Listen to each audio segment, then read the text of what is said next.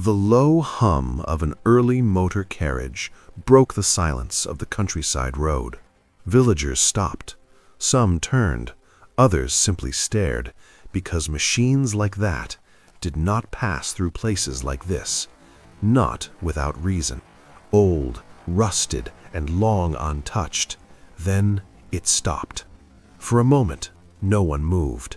Then the door opened, and he stepped out. Tall, composed, unrecognizable from the boy who had once left this place with nothing. Now he returned as a man the world knew, a man whose name carried weight across England, a man who had built power with his own hands.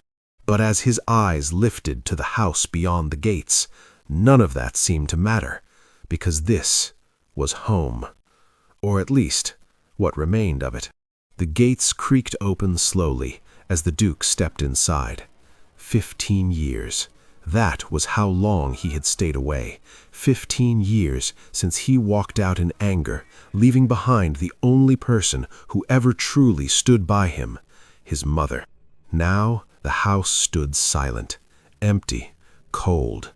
No servants, no light, no life, only dust and memories that refused to stay buried. He moved through the halls slowly, his footsteps echoing where laughter once lived. Nothing had changed, and yet everything felt wrong. Then he saw it, a letter, resting alone on a small table, untouched, waiting, his name written on it, in her handwriting. His breath caught, because the woman who wrote that letter had been dead for years. So how is it possible that a message from his mother was waiting for him in a house no one had entered? And what did she know that he didn't? Because what he was about to read would not only uncover the truth behind her final days, it would expose a betrayal that should never have been buried. But before we uncover what really happened, tell me in the comments, where are you watching from? And if you enjoy powerful stories of truth, betrayal, and emotional justice like this, make sure you subscribe and turn on your notifications, because the next story might stay with you even longer. Now let us return to the day everything was taken from him. Edric Halewyn had never known hunger. At 14, his world was still untouched by the kind of hardship that changes a person. His days moved easily between lessons, long walks across the fields, and evenings spent in the quiet comfort of home. He spoke freely, laughed without caution, and carried no weight beyond the small expectations placed upon him. His father was a man others listened to without being told to. There was nothing harsh in him, nothing loud, yet his presence alone settled disputes before they began. When he spoke, it was measured. When he decided, it was fair. Edric had never once doubted that such a man could be anything but permanent. His mother moved differently. Where his father brought order, she brought warmth. She noticed what others overlooked, whether a servant had grown tired, whether a room felt colder than it should, whether her son needed guidance or simply silence.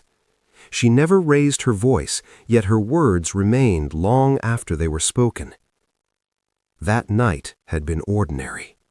The table was set as it always was, bread still warm from the oven, a simple stew, and wine poured without ceremony. His father had eaten without complaint, though quieter than usual. Edric had noticed it, but only in passing.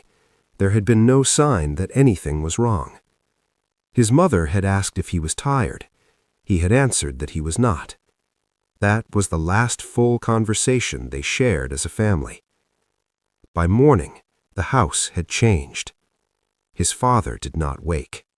There was no struggle, no sound in the night, only stillness where life had been. The physician was called, though not quickly enough to matter. Words were spoken in low tones, explanations were given that did not explain anything. Edric stood at the doorway and watched as the truth settled around him without form. He did not understand death, he understood absence, and his father was gone. The days that followed did not allow for stillness. Grief did not have time to take its place before something else arrived. Men came into the house without asking. Papers were carried in, voices lowered when he entered rooms. His mother stood where she was told, listened when she was addressed, and spoke only when necessary. It was during this confusion that his uncle appeared. Garrick Halewyn had always been present in the family, though never close. He smiled easily, spoke politely, and carried himself as though he belonged wherever he stood. Now he moved through the house as if it were already his. He did not raise his voice. He did not argue. He explained. Matters of inheritance, matters of legal standing, matters that had already been decided before they were spoken aloud. His mother listened. Edric watched. The house that had once been open began to close itself piece by piece. Doors were locked, rooms were emptied. Servants who had remained loyal for years were dismissed with little explanation. Some left quietly, others hesitated, looking toward her mother as though waiting for her to stop it. She did not. Not because she accepted it, but because she could not prevent it. There were moments when Edric expected her to protest, to speak, to argue, to refuse. She did none of those things. She stood with her back straight, her hands steady, and her voice calm when she was addressed. Dignity remained. Everything else was taken. The final order came without ceremony. They were to leave. Not at once, but soon enough to understand that their presence was no longer welcome. What could be carried was gathered, what could not left behind. The house that had once held every memory he knew became a place he was no longer permitted to belong to. Edric moved through the halls one last time without touching anything. There was nothing he could take that mattered. When they stepped outside, the air felt colder than it had before. The gates stood open, waiting. No one spoke as they walked toward them. No servant followed. No voice called them back. At the threshold, Edric turned. The house remained as it had always been, standing, unmoved, unchanged in its structure, but it no longer held what made it theirs. The gates closed behind them with a sound that did not echo, yet stayed. He did not ask where they would go. He did not ask what would happen next. For the first time, there was nothing left to assume, nothing left to rely on. Only the understanding that what had been his life was gone. The cottage stood at the far edge of the village, where the road narrowed and the land grew uneven. It had not been lived in for some time before they arrived, and it showed. The roof held, but only just. The door did not close fully unless pressed. The small window let in more cold than light. Edric noticed these things the first night. There was no fire prepared, no meal waiting, only what they had brought with them, which was not much. His mother moved through the space quietly, setting things in place as though order alone might make it feel like home. "It will do," she said. Edric nodded, but he knew it would not. The days that followed settled into something unfamiliar. There was no routine waiting for them, no structure to guide them. Each morning began with the same quiet question: what would they eat, and how would they find it? At first, they managed. A small loaf stretched across 2 days, a pot of thin broth made from what little could be gathered. His mother always served him first, always insisted she had already eaten. He believed her, until he began to notice. Her portion grew smaller, then disappeared. She moved more slowly in the mornings, rested longer in the afternoons. When he spoke, she smiled quickly, as though to reassure him before he could ask. The cold came without warning one evening. The wind found its way through the cracks in the walls, settling into the room and refusing to leave. Edric gathered what he could: old cloth, pieces of wood, anything that might block it, but it was never enough. That night they sat close to the small fire, saying little.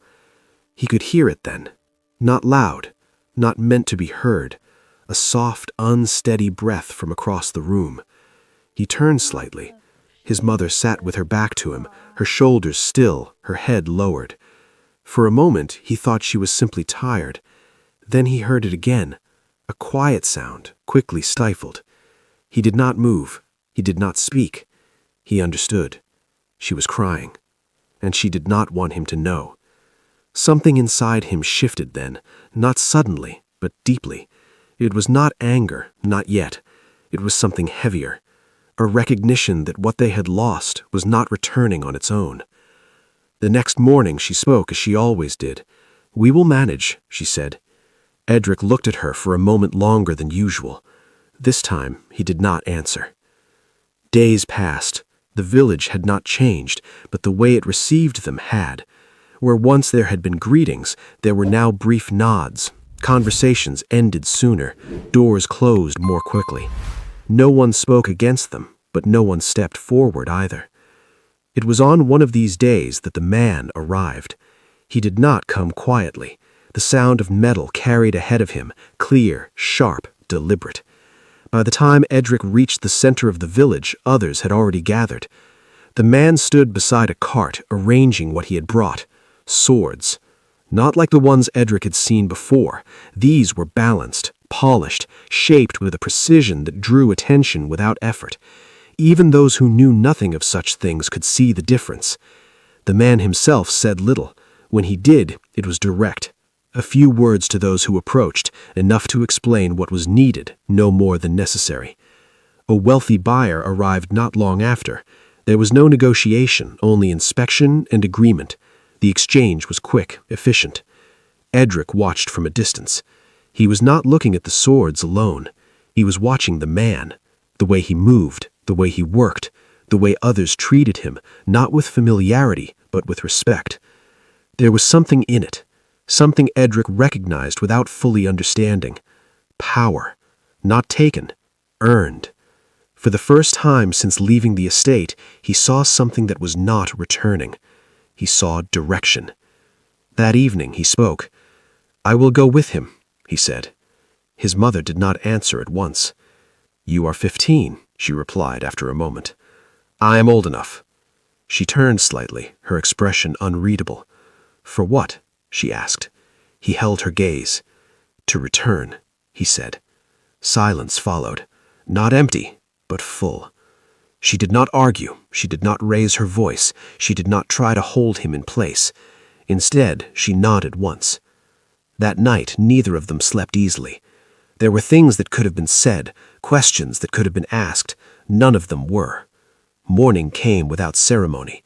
The road waited, as it always did. Edric stood at the doorway for a moment before stepping out. His mother remained where she was, her hands resting lightly at her sides. "I will come back for you," he said. She looked at him not as though she doubted him, but as though she already understood what it would cost. "I know," she replied. There were no embraces, no final instructions, only a quiet understanding between them. Edric turned and walked. He did not look back, because if he had, he might not have left at all. The first burn did not feel like pain at once. Edric had reached too quickly, his hand unsteady against the heated metal, and the contact was brief, but enough. The skin reacted before his mind did. By the time he pulled back, the damage had already been done. The man did not rush to him. "Again," he said. There was no anger in his voice, no concern either, only expectation. Edric looked at his hand, then at the unfinished blade resting before him. The forge burned steadily, its heat pressing into the room, thick and unrelenting.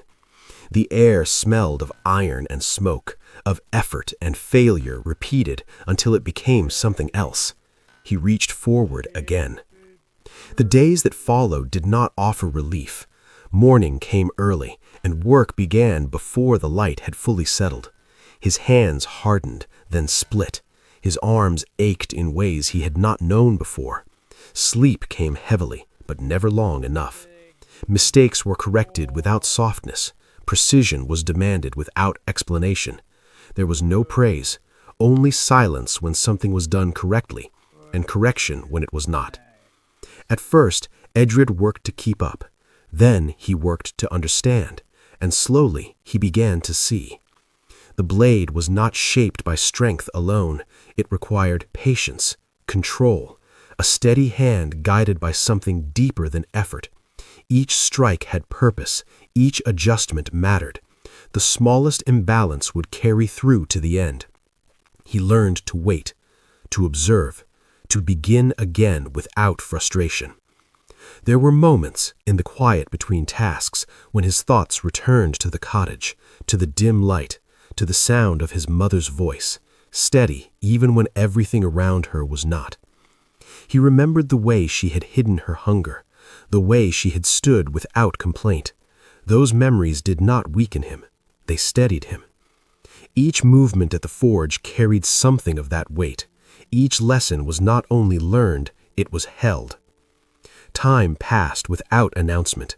The boy who had arrived uncertain and untested no longer remained. In his place stood someone quieter, more deliberate.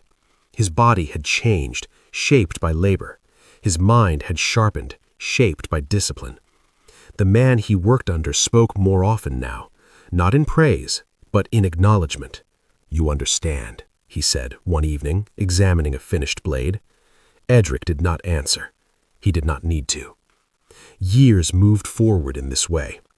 Work became mastery, though it was never named as such. Orders increased. Those who came seeking blades did so with intention, not curiosity. Nobles arrived without hesitation, their expectations high, their standards exacting. They were met, without excess, without display, only with the work itself. When the man fell ill, it was not spoken of openly. He continued as long as he could, his movements slower, his voice less frequent. Edric noticed. He said nothing. There came a morning when the forge did not open. The tools remained where they were. The fire was not lit. The silence carried its own understanding.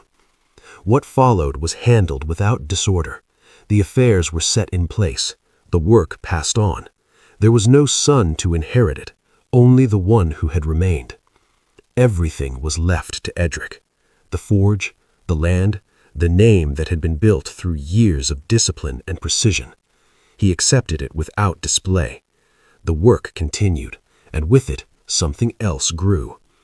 His name traveled further than he did, across towns, across counties, carried by those who had seen the quality of his craft and spoken of it without exaggeration.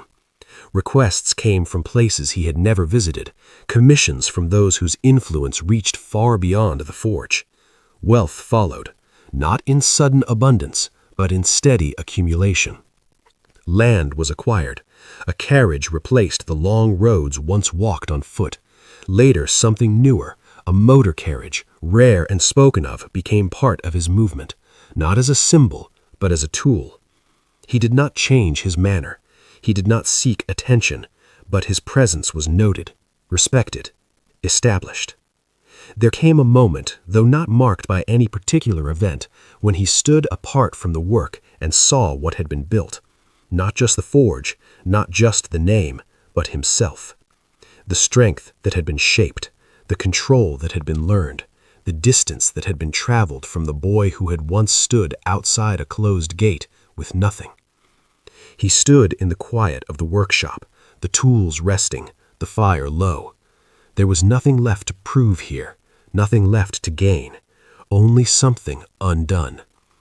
His gaze moved, not to the blades, not to the space around him, but somewhere further, to a place he had not seen in years, to a promise that had not been forgotten. He spoke then, not loudly, not to anyone present. "It is time to go home." The road leading back to the estate had not changed. The hedges still lined the narrow path, trimmed but no longer cared for with the same precision he remembered. The iron gates stood ahead, closed but not guarded, their black surface dulled by time. Edric slowed as his motor carriage came to a halt, the engine settling into silence. For a moment, he did not move. 15 years had passed, yet the place stood as though it had simply been waiting. He stepped out. The air carried a stillness that felt unfamiliar, not peaceful, empty. The kind of quiet that settles when something has long since left and nothing has come to replace it. He approached the gates and pushed them open himself. They resisted slightly, then gave way with a low sound that seemed louder than it should have been. No one came to meet him. No servant stepped forward. No voice called his name. He walked the path alone. The house rose before him, unchanged in structure, yet altered in presence. The windows were shut, the curtains drawn in places where light should have passed freely. The door stood closed, but not firmly, as though it had not been opened with purpose in some time. He entered without knocking. The air inside was colder, not in temperature alone, but in feeling. The rooms held no life, no movement, no trace of the warmth that had once filled them. His footsteps echoed faintly as he moved forward, each sound returning to him unanswered. "Mother?" The word left him before he could stop it. There was no reply. He moved further in, his pace steady, though something had begun to tighten beneath it. The silence did not shift. It remained, pressing into each space, settling deeper with every step he took. There were signs of presence, but not recent. A chair slightly moved, a folded cloth left upon a table, small things, untouched, as though they had been placed and then forgotten by time itself. He reached the main room and stopped. A woman stood near the far wall, her posture uncertain, her hands clasped tightly before her. He did not recognize her at once. Age had changed her, but there was something familiar in her eyes. "She is not here," the woman said quietly. Edric did not move. "Where is she?" he asked. The question was steady, but beneath it something had already begun to break. The woman hesitated, then spoke. "She passed some months ago." The words did not land at once. They moved slowly, as though they did not belong to him. "No," he said. It was not denial, it was distance. "She waited," she continued, her voice softening, "every day, by the door. She believed you would return." Edric's gaze shifted to the door. It stood exactly as it had when he entered, closed, still. "She would sit there," the woman said, gesturing slightly, "from morning until the light faded. She did not say much, only that you had given your word." Silence followed, not empty, but full of everything that had not been said. The woman stepped forward slowly, holding something in her hands. She left this. Edric did not reach for it at once. Then, with care, he took it. The paper was worn at the edges but preserved, folded neatly, kept with intention. He opened it. His hands did not tremble, not yet. The writing was hers, steady, familiar. "My son, if this reaches you, then I have already gone where I cannot follow you back from. But you must know this before anything else. Your father did not die by chance." The words held his gaze. The room around him faded. "There were things I could not say while I lived under their watch. Your uncle's hand was not clean. I saw enough. I understood too late. You must not carry anger, but you must carry truth." His breath slowed. Each word settled deeper than the last. "If you have become the man I believed you would be, then you will know what must be done. Not for revenge, but for justice. What was taken must be named for what it was." There was no bitterness in the lines, only clarity, only trust. "I waited for you, not with sorrow, but with certainty. You gave me your word, and I kept faith in it until the end." The final line remained. "Do not grieve for what you could not change. Live in a way that honors what was right, not what was lost." The paper lowered slightly. Edric did not move. For a long moment, nothing shifted. Then, something gave way. Not outwardly, not with anger, but inwardly, completely. His knees met the ground without resistance. The letter remained in his hands. His head lowered, and for the first time since he had left that gate as a boy, he broke. Not in sound, not in fury, but in grief so deep it left no space for anything else. He had returned, stronger, prepared, ready to restore what had been taken, but the one person he had come back for was no longer there to receive him. The silence of the house settled around him once more, unchanged, unforgiving, and as he remained there, the weight of it became clear. I came back, but not in time. The morning Edric Halewyn went to see his uncle, there was no urgency in his steps. He did not arrive as a man seeking confrontation, nor as one driven by anger. The weight he carried had already settled into something quieter, something steadier. The letter remained with him, folded and kept close, not as a reminder of grief, but as direction. Garrick Halewyn received him in a room that had once belonged to Edric's father. The arrangement had not changed much. The same desk, the same high-backed chair, the same narrow windows allowing in controlled light, but the presence within it had always been different. Garrick looked up as Edric entered. For a moment there was no recognition, only mild irritation at the interruption. "I was not informed of a visitor," he said, his tone dismissive. Edric stepped forward, his posture composed. "You were not meant to be," he replied. There was a pause.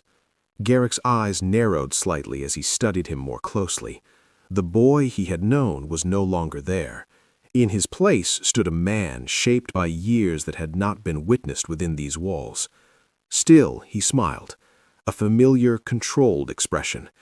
"And what business brings you here?" he asked. Edric did not answer at once. He reached into his coat and placed a set of documents upon the desk. The sound of paper against wood was quiet, yet it carried a finality that shifted the room. Garrick glanced down, then back up. "This is hardly the manner." "It is sufficient," Edric said. There was no force in his voice, only certainty. Garrick's hand moved to the papers. He unfolded them slowly, his expression unchanged at first. His eyes moved across the lines, scanning with the confidence of a man who believed himself beyond consequence. Then something altered. It was slight, barely visible, but present. "These claims are unfounded," he said, though the firmness had begun to thin. "They are documented," Edric replied.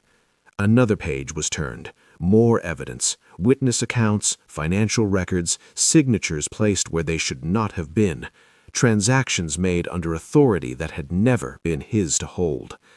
Garrick's gaze sharpened. "You think this is enough?" he asked. Edric met his eyes. "It is not what I think," he said. "It is what will be proven." There was no rise in tone, no challenge in posture, only the steady presence of a man who no longer needed to argue to be heard. The room seemed smaller now, not in size, but in control. Garrick leaned back slightly, his composure attempting to return. "You come here after years of absence and expect to undo what has long been settled?" "I came back," Edric answered, "to correct what was never right." Silence followed, the kind that does not invite response, only recognition. Garrick looked at him again, properly this time, not as an inconvenience, not as a memory, but as something he had not prepared for. "You have changed," he said. "Yes," Edric replied. Nothing more was needed. The matter did not end in that room. It moved beyond it into the places where law held greater weight than position. The documents were presented, the evidence examined. What had once been concealed beneath authority was brought forward into clear view. The process was not loud. There was no spectacle, only the steady unfolding of truth. Fraud was named for what it was. Control taken without right was returned. Title, once held by assumption, was stripped by fact. Garrick Halewyn did not argue in the end. There are moments when denial no longer serves, when the structure built upon it cannot hold. He was removed, not with humiliation, but with finality. The law did not act in anger. It corrected. When Edric returned to the estate, the gates stood open, not forced, not broken, opened. The house did not welcome him with warmth, but it no longer rejected him either. It waited, and this time he entered with purpose that extended beyond reclaiming what had been lost. The changes began quietly. Food was brought into the kitchens, not for display, but for use. The tables that had once served only a few were opened to more. Those who had struggled beyond the walls found their way through the gates without being turned away. No announcement was made, no claim of generosity, only action, steady, consistent. The land that had once been held in silence began to move again, not under control, but under care. And in each decision there was something guiding him that did not belong to him alone. Her voice, not as a memory, but as a presence, measured, certain, unyielding in what was right. Time passed, not marked by achievement, but by change that remained. Edric did not rebuild the estate to its former image. He rebuilt its purpose. What had once been a place of structure became a place of meaning. And in that, something was restored that had never been written into any record. He stood one evening at the edge of the grounds, the light fading slowly, the air carrying none of the emptiness it once had. There was no one beside him, yet he was not alone.